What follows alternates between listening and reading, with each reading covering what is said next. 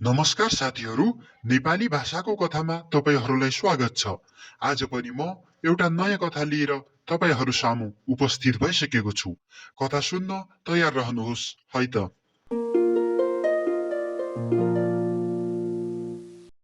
नमस्कार साथीहरू, आज हामी सुन्न गइरहेका छौँ शिशिर र बसन्तको कथा, जुन कथा नेपाली साहित्यका एक मूर्धन्य साहित्यकार बोधविक्रम अधिकारीज्यूले लेख्नु भएको हो। कथा यसरी सुरु हुन्छ। एका देशमा एक बडा प्रतापी राजा थिए। उनका शिशिर र बसन्त नाम गरेका दुई राजकुमार थिए। रानी पनि परम सुन्दरी थिइन्। राजा र रानीको परस्परमा बडो प्रेम थियो। एक दिन राजा शिकार खेल्न गएका थिए। रानी झ्यालमा बसेर बत्ती काट्न लागेकी थिइन्। अकस्मात उनको नजर एउटा भँगेराको गुँडमा पर्यो। त्यो गुँडमा रहेका बच्चाहरूलाई माउले आफ्नो चुच्चामा आहारा ल्याएर बराबर खुवाइरहेको रानीलाई खुब रमाइलो लाग्यो। तर अपसोच, एक कुमुहुर्तमा भँगेरी आफ्ना बच्चाहरूलाई चारो खुवाएर के बाहिर निस्केकी थिए। एउटा ब्याधाले पेट र गुलिलीले हानेर उसलाई मारिदियो। रानीको मनमा बडो विषाद पर्यो। एकछिनपछि भँगेरा आहारा लिएर आयो। बच्चाहरूलाई आहारा खुवाई चिर्र चिर्र गरी पोथीलाई खोज्यो, तर कहीँ पनि पत्ता नलाग्दा केही बेरसम्म झोक्र्याइरह्यो अनि आफ्नै सुसे धन्दामा लाग्यो। भोलिपल्ट पनि उसै गरी झ्यालमा बसेर रानी भँगेराको गुँडतिर हेर्छिन् त भालेले अर्कै पोथी ल्याइसकेछ।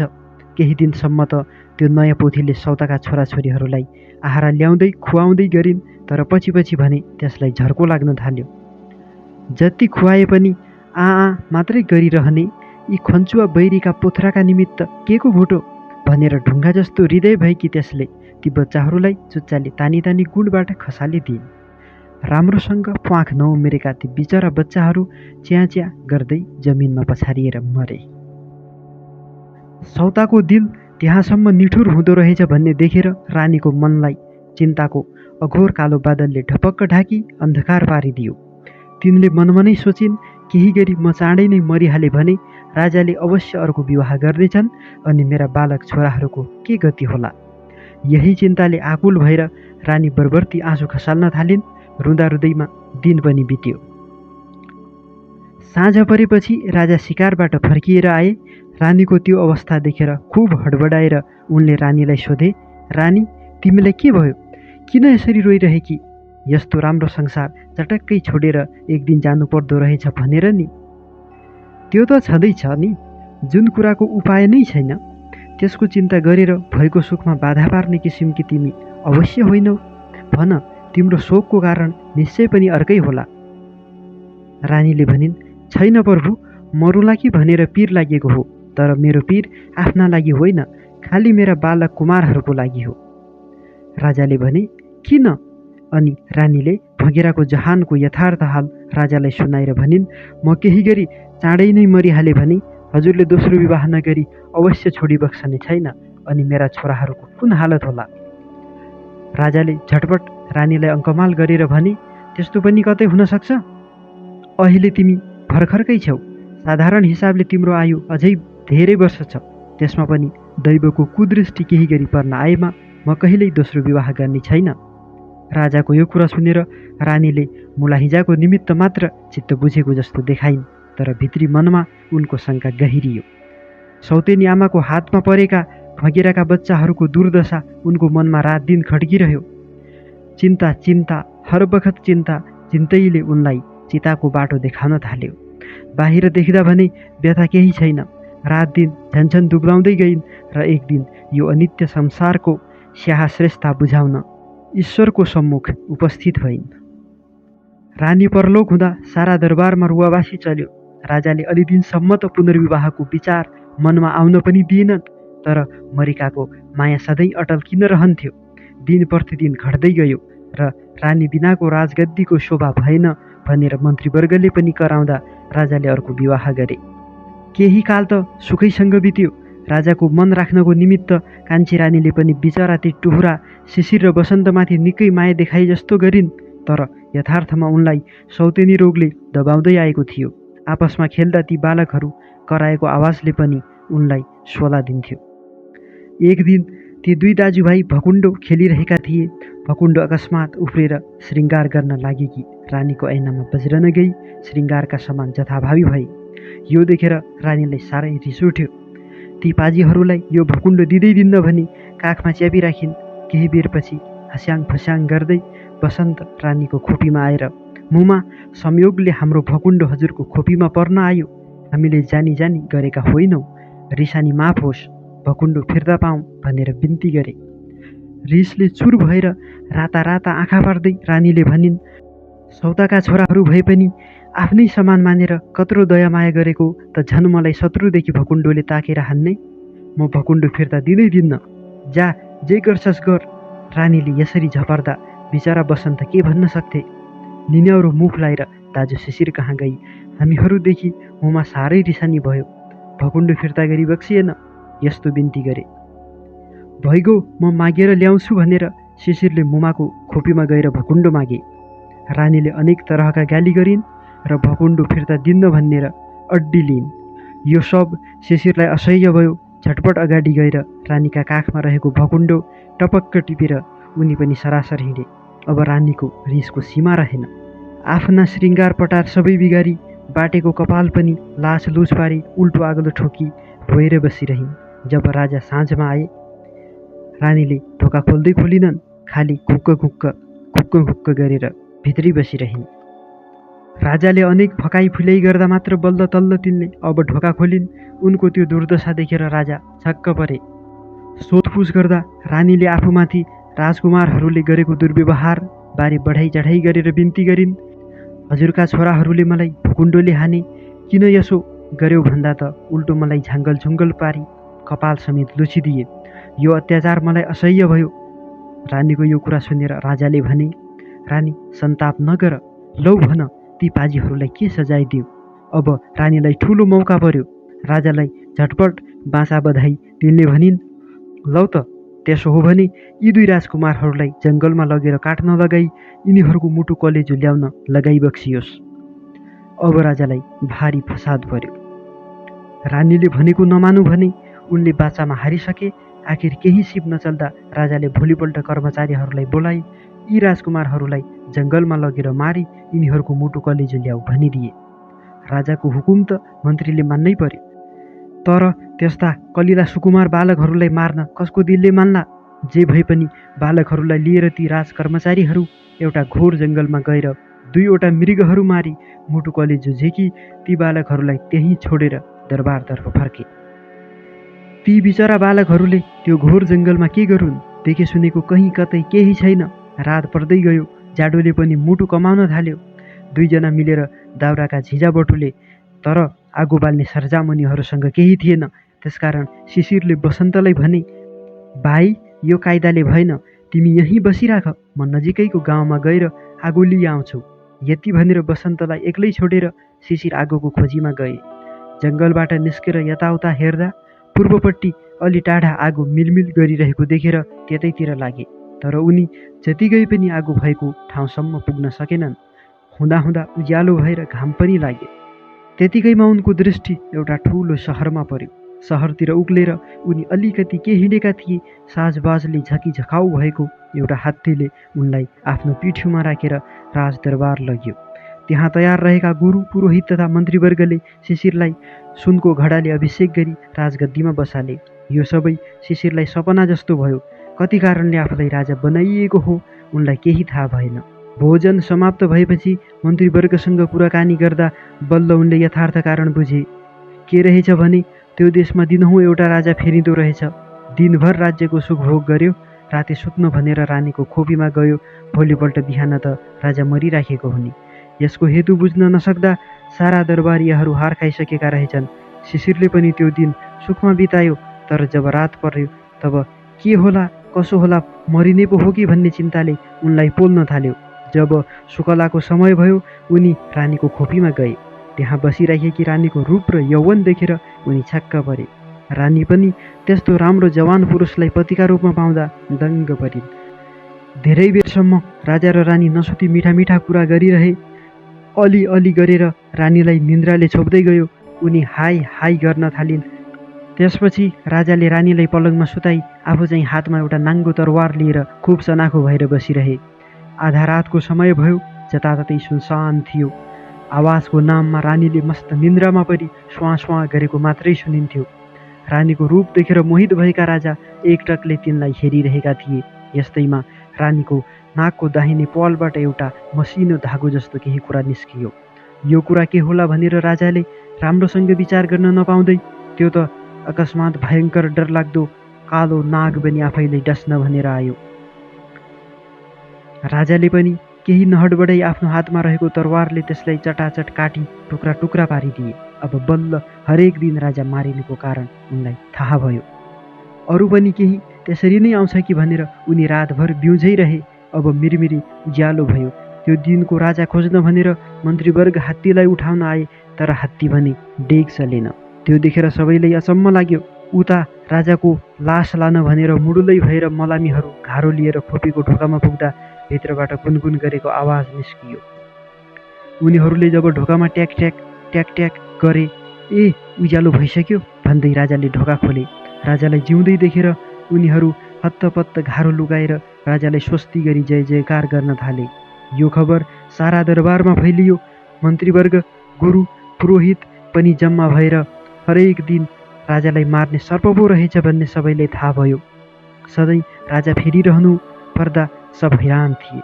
अब भने चिरस्थायी राजा पायौँ भनेर सबै हर्षले गदगद भए। राज्यभरमा अनेक नाचगान र खुसियाली भयो। सिन्दुर यात्रा पनि ठुलो समारोहका साथ गरियो। अब हामीहरू शिशिरलाई छोडेर बसन्ततर्फ ध्यान दियौँ।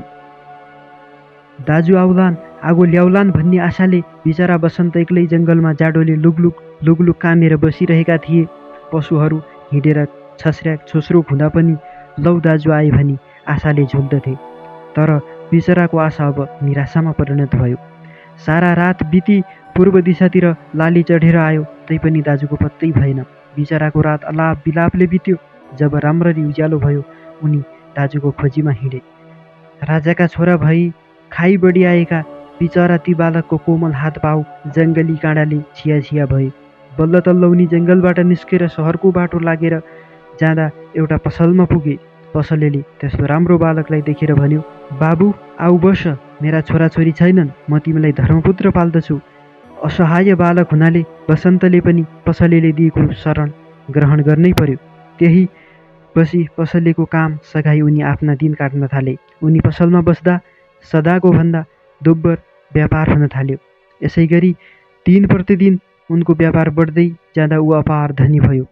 उसका छोराछोरीहरू पनि भए, तर त्यो मूर्ख पसलेलाई आफ्नो धन सम्पत्ति र सन्तान भएको यही ठिटाको लक्षणले गर्दा हो भन्ने होसै भएन।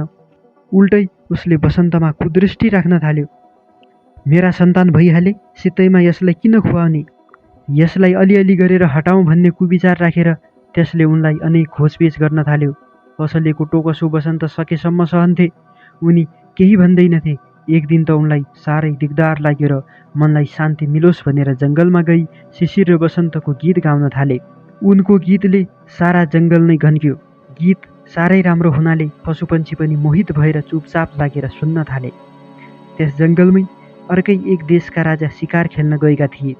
बसन्तको गीत सुनेर यस्तो मिठो गीत गाउने को रहेछ भन्ने विचार गरेर उनी बसन्त भएको ठाउँमा आए। त्यस्तो राम्रो भर्खरको जवान देखेर राजाले भने, तिमी को हौ भनेर सोद्धा बसन्त भन्छन्, म एक अदना दुखी हुँ। उनको यस्तो जवाफ सुनेर राजालाई पत्यार लागेन। यो जवान कोही राजकुमार हुनुपर्छ भन्ने मनमा निश्चय गरी बसन्तलाई लिएर उनी आफ्नो दरबार पुगेर उनलाई कदर साथ राखे। केही समय बितेपछि एक शुभ दिन पारेर राजाले बसन्तसँग आफ्नी छोरीको विवाह गरिदिए। बसन्तले अलि दिन सुखपूर्वक बिताए, तर उनलाई त्यस पसलेले के भने होला भन्ने विचारले शान्ति दिएन। त्यसै कहाँ फर्किने विचार गरेर उनी राजासँग बिदावादी भए। राजाले पनि अनेक लावा लस्कर र दाइजो साथ लगाइदिए। आफ्नी दुलहीलाई लिएर बसन्त पसलेको घरको बाटो लागे।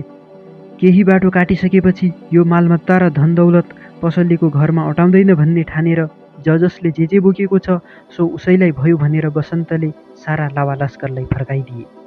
खाली राजकुमारीलाई मात्र साथ लिएर उनी पसलेका घरमा गए। बसन्तलाई देखेर पसलेले यत्तिका दिनसम्म कहाँ गएको थिइस्, यो कसलाई ल्याइस् भनेर सोद्धा बसन्तले काम विशेषले अर्कै देशमा गएको थिए, यो तपाईँको सेठानीलाई सुसारे ल्याइदिएको हो भने।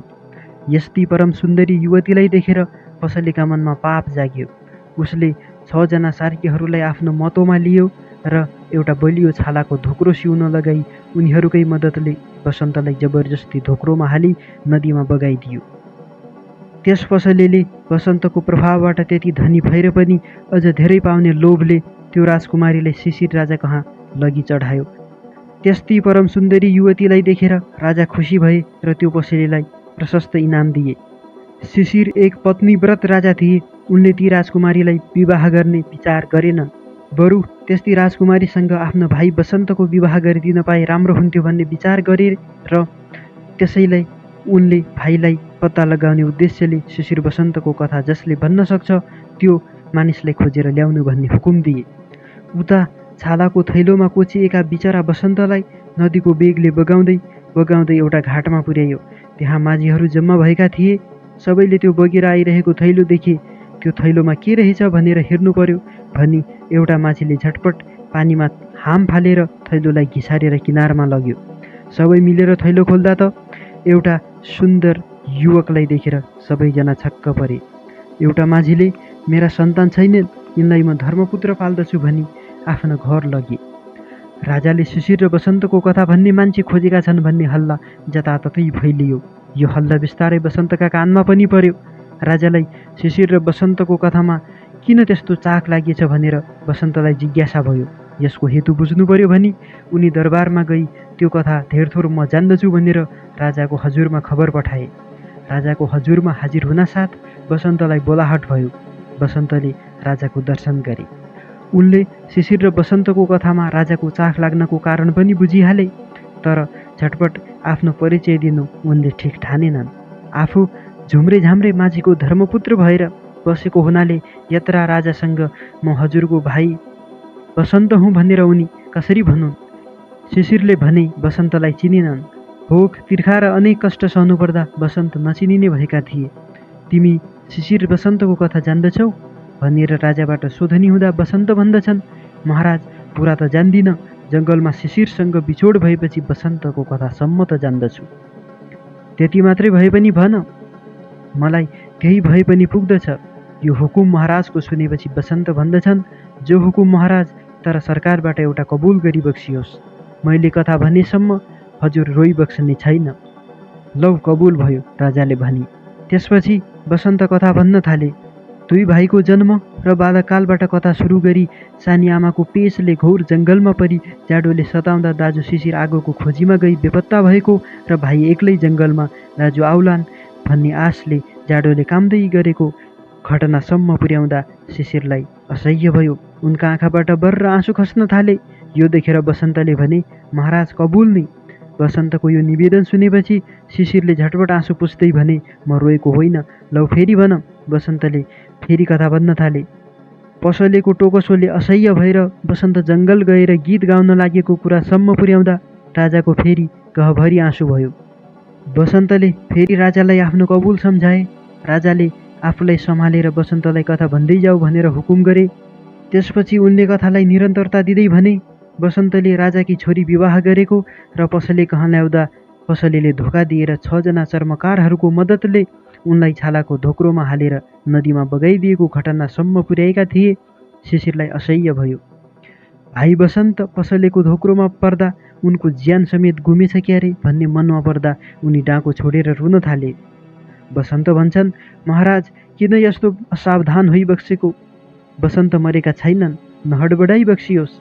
शिशिरले उज्यालो मुख लगाउँदै भने, ए साँच्चै हो? त्यसो भए हामी दुईको भेट हुन्छ त? लौ अरू भन। बसन्त भन्न थाले।